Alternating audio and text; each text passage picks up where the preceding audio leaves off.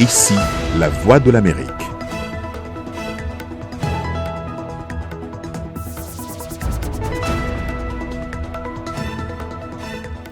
Bonsoir à tous, ravi de vous retrouver pour cette nouvelle édition de votre journal. On commence tout de suite par les titres. Le Covid-19 continue d'occuper les devants de l'actualité. Nous ferons le point de la pandémie. Le nouveau coronavirus touche déjà plus d'un demi-million de personnes en Afrique et à travers le monde. La chloroquine, un espoir dans le traitement du nouveau coronavirus. Nous irons au Burkina Faso où une famille a fait le plein de ce remède antipaludéen, mais aussi de médicaments traditionnels. Le Covid-19 fait des ravages aux États-Unis. La première puissance économique du monde occupe maintenant la première place parmi les pays les plus touchés par le nouveau coronavirus avec plus de 82 000 cas.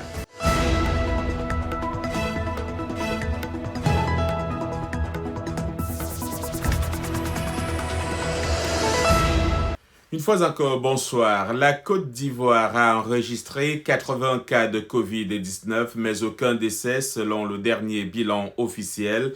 Le pays s'inquiète par ailleurs des conséquences économiques du Covid-19 sur sa production de cacao.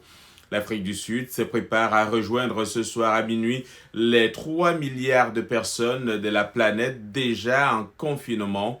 Au Nigeria, qui compte 190 millions d'habitants, le gouvernement a averti hier qu'une explosion des cas était possible si les personnes infectées n'étaient pas détectées rapidement. 51 cas ont officiellement été enregistrés pour l'instant et un décès. On parle par ailleurs de confinement total à Kinshasa et au Burkina Faso. Ouagadougou a été coupé des autres villes du pays pour mieux contenir la pandémie.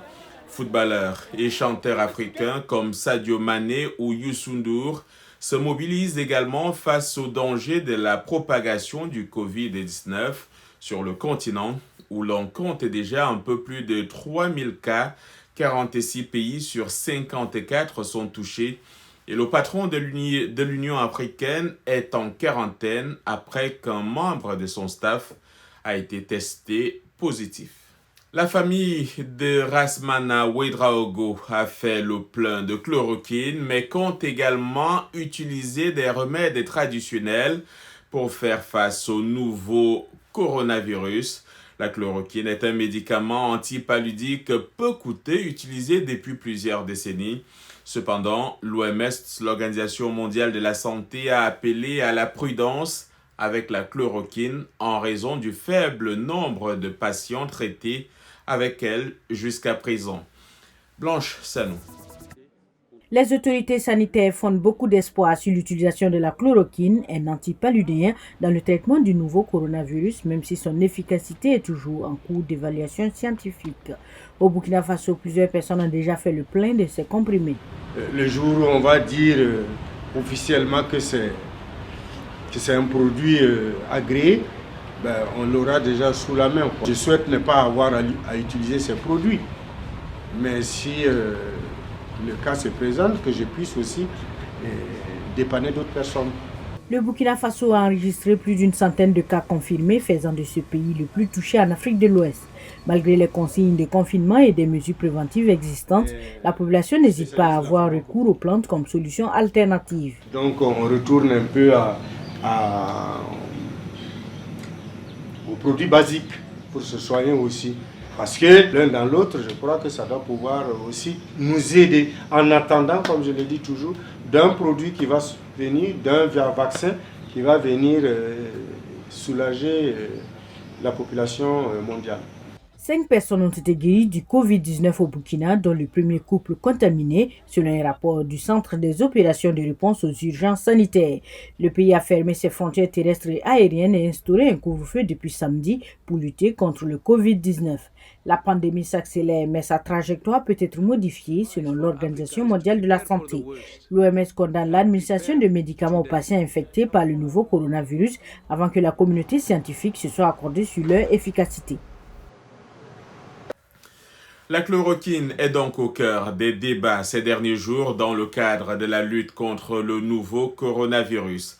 Remède miracle ou faux espoir, l'utilisation de ces médicaments qui a prouvé son efficacité dans le traitement du paludisme fait polémique.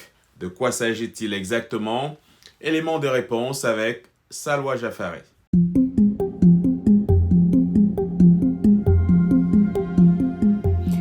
La chloroquine est un médicament prescrit depuis plusieurs décennies contre le paludisme, un parasite véhiculé par les moustiques. Elle est connue sous plusieurs noms commerciaux selon les pays et les laboratoires qui la fabriquent, Nivaquine ou Résoquine par exemple. Il existe un dérivé, l'hydroxychloroquine, mieux toléré, connu en France sous le nom de Plaquenil, utilisé contre le lupus ou la polyarthrite rhumatoïde. Les effets secondaires sont nombreux, nausées, vomissements, éruptions cutanées, mais aussi atteintes ophtalmologiques, troubles cardiaques ou neurologiques. Un surdosage de la chloroquine peut être particulièrement dangereux, voire mortel. Alors pourquoi cet antipaludique suscite-t-il de l'espoir ? Dans l'attente d'un hypothétique vaccin qui pourrait être disponible dans 1 an, voire davantage, de nombreuses équipes scientifiques testent plusieurs médicaments existants et combinaisons de médicaments pour tenter de trouver au plus vite un traitement. Par rapport à d'autres molécules, la chloroquine et l'hydroxychloroquine ont l'avantage d'être disponibles, bon marché et bien connues, d'où l'intérêt particulier qu'elles suscitent. Pourquoi fait-elle polémique ?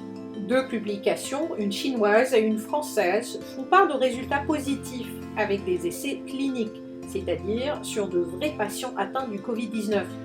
Mais de nombreux scientifiques et l'OMS en pointent les limites, notamment parce que ces essais portent sur trop peu de patients et qui n'ont pas été menés selon les protocoles scientifiques standards. Qui l'utilise contre le Covid-19 ? Plusieurs pays autorisent son usage contre le nouveau coronavirus, mais reste à savoir dans quel cadre. Par exemple, en France, l'hydroxychloroquine est autorisée à titre dérogatoire à l'hôpital sous la responsabilité des médecins et seulement pour les cas graves de Covid-19. Quant au Maroc, il a appelé les centres hospitaliers et directeurs régionaux de la santé à l'introduction de la chloroquine pour les cas confirmés. Les résultats sont attendus dans les semaines prochaines. Aux États-Unis, la FDA, qui supervise la commercialisation des médicaments, a annoncé un essai clinique étendu. L'OMS a aussi lancé un vaste essai clinique international.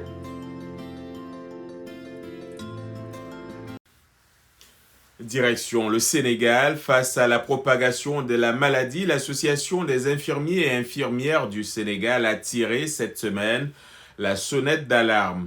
Elle réclame plus de moyens, notamment dans les postes de santé qui sont, d'après eux, sous-équipés. Pour VOA Afrique, le président de l'Association des infirmiers et infirmières du Sénégal revient sur leurs revendications. Le Sénégal, à l'instar des autres pays concernés, est en train de vivre cette situation de pandémie. Et à cet effet, les personnels soignants sont en train de jouer un rôle considérable dans le processus de prise en charge des malades, mais aussi dans le cadre de la sensibilisation et l'orientation des populations. Mais tout compte fait, il faudrait qu'on arrive en tout cas à restaurer la sécurité mais auprès de ces personnels soignants-là. Parce qu'aujourd'hui, l'insuffisance est remarquable au niveau des structures sanitaires.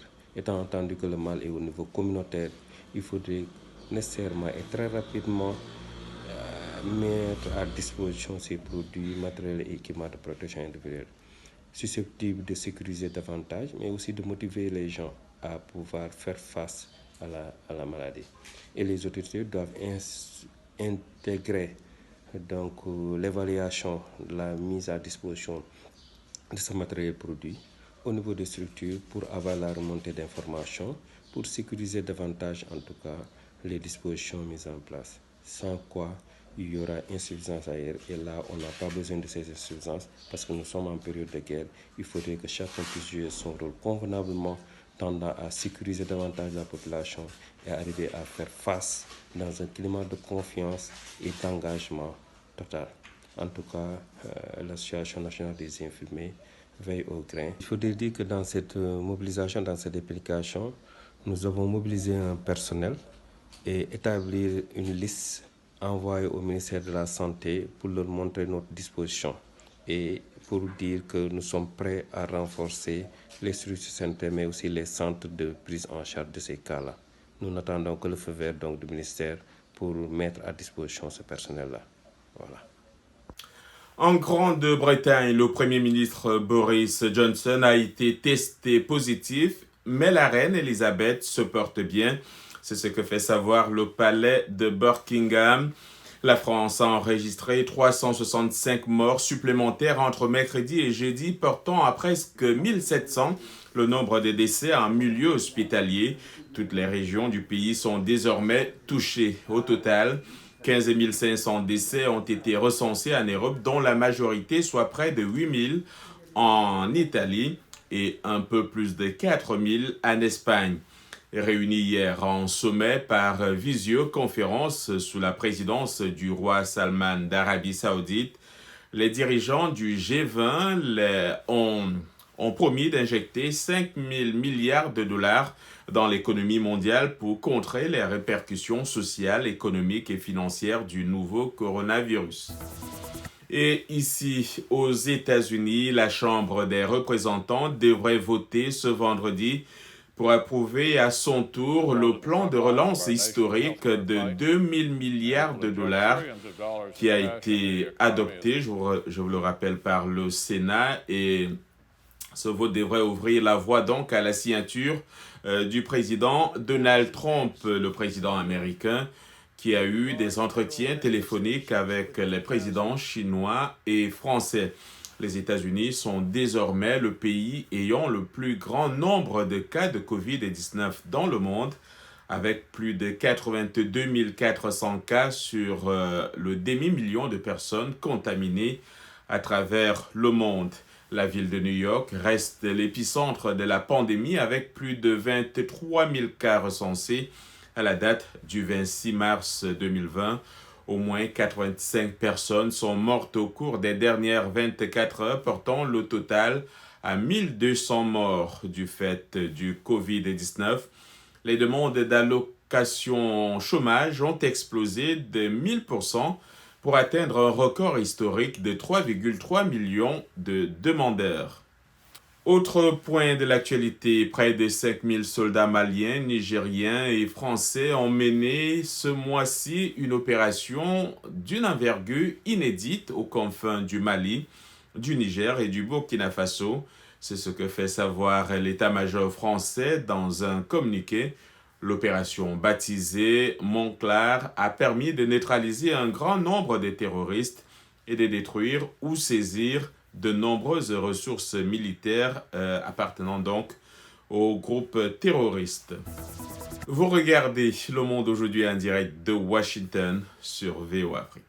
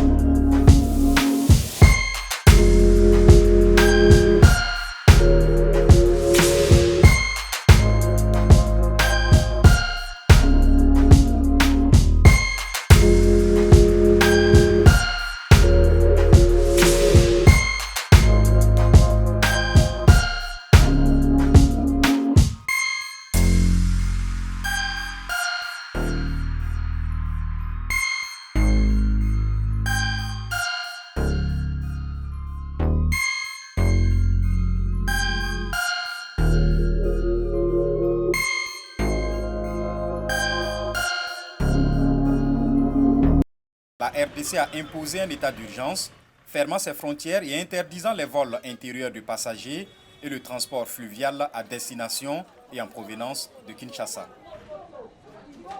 L'arrivée du nouveau coronavirus au Kenya a changé la façon de conduire les services religieux dans les divers lieux de culte de la capitale.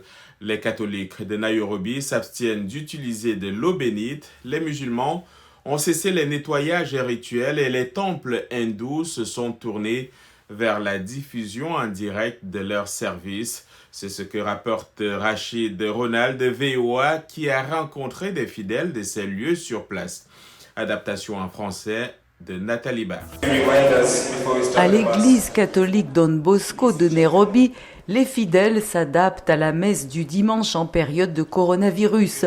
La Sainte Communion pour les 11 millions de catholiques du Kenya a été rendue plus hygiénique et l'eau bénite n'est désormais plus considérée comme sûre. Quand c'est à l'entrée de l'église, tout le monde y met ses mains. Nous ne doutons pas que les gens peuvent se sanctifier eux-mêmes avec de l'eau bénite, mais nous disons si longtemps que c'est un élément que les gens touchent, nous ne voulons pas non plus scandaliser ceux qui ont une faible foi ou ont une faible immunité que s'ils touchent les mêmes objets que tout le monde, ils peuvent tomber malades. L'on assiste à une scène similaire à la mosquée Jamia de Nairobi où les portes ne sont ouvertes que pendant les heures de prière.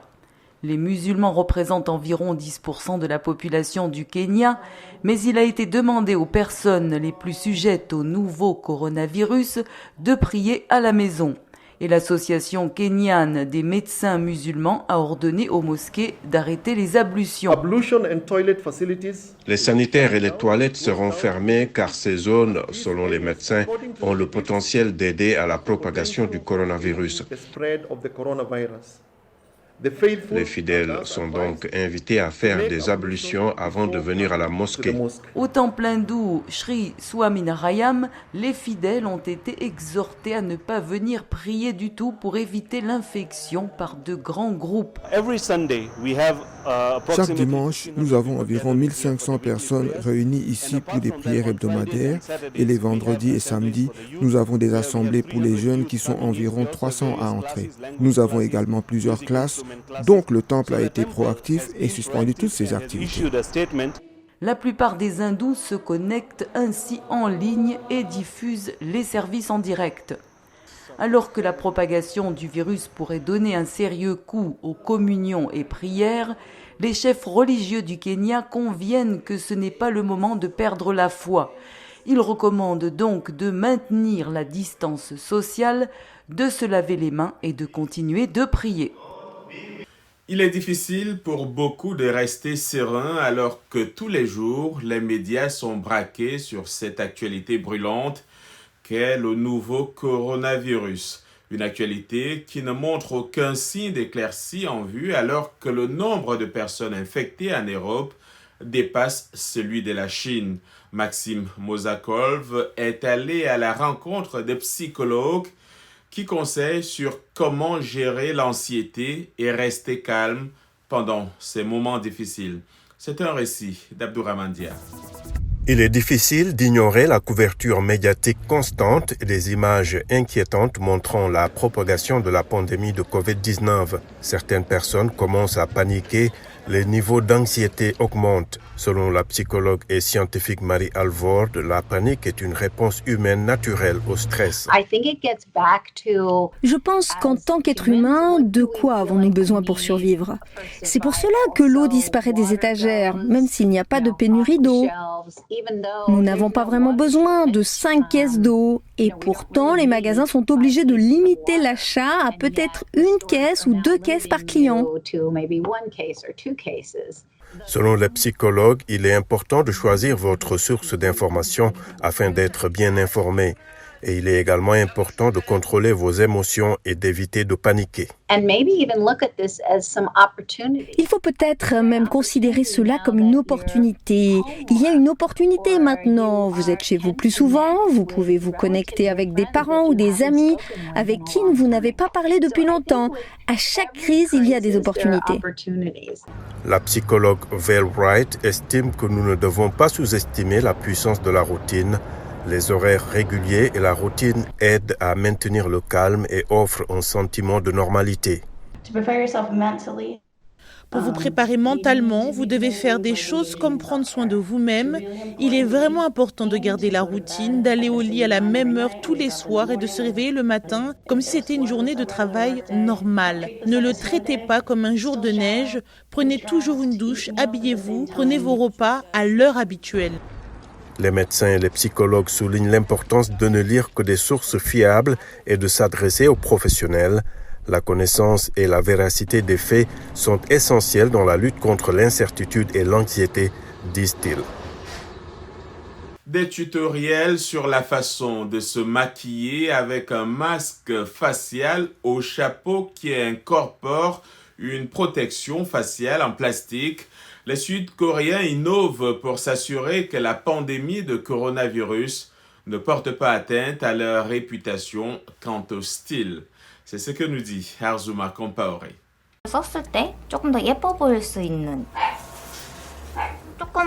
Pour la youtubeuse sud-coréenne Sunzi, le masque médical n'a pas à vous faire paraître si terne. Une touche de surligneur sur le nez, des tons de fard à paupières terreux, et il est temps de montrer votre charme. Les Sud-Coréens s'assurent que le nouveau coronavirus n'endommage pas leur réputation pour le style. J'ai entendu dire qu'il était très difficile d'obtenir un masque ces jours-ci. Moi, je recommanderais une teinte de type eau, ce qui ne salit pas un masque, à ceux qui doivent porter un masque pendant 2 ou 3 jours. Le masque est certes une nécessité médicale aujourd'hui, mais l'avantage est que vous n'avez pas à vous soucier du rouge à lèvres. La créatrice de mode Park Young-hee rappelle également les célèbres groupes K-pop comme BTS qui ont rendu le masque facial à la mode. À présent, avec la rareté des masques, certains Sud-Coréens n'hésitent pas à se tourner vers d'autres moyens de combiner protection et mode. J'ai l'impression de communiquer avec d'autres personnes car le chapeau est transparent. Il va bien avec tous les vêtements décontractés et je vois également qu'il existe de nombreuses options de couleurs. Associer le chapeau noir à un sweat à capuche noire et ajouter un petit quelque chose vers le bas pour que le look ne soit pas étouffant. Pour Park Yeon-hee, il faut sortir des sentiers battus et essayer d'expérimenter avec des couleurs vives pour faire ressortir son masque. Et c'est la fin de ce journal. Merci pour votre fidélité à VOA Afrique. Portez-vous bien, protégez-vous et passez une excellente soirée.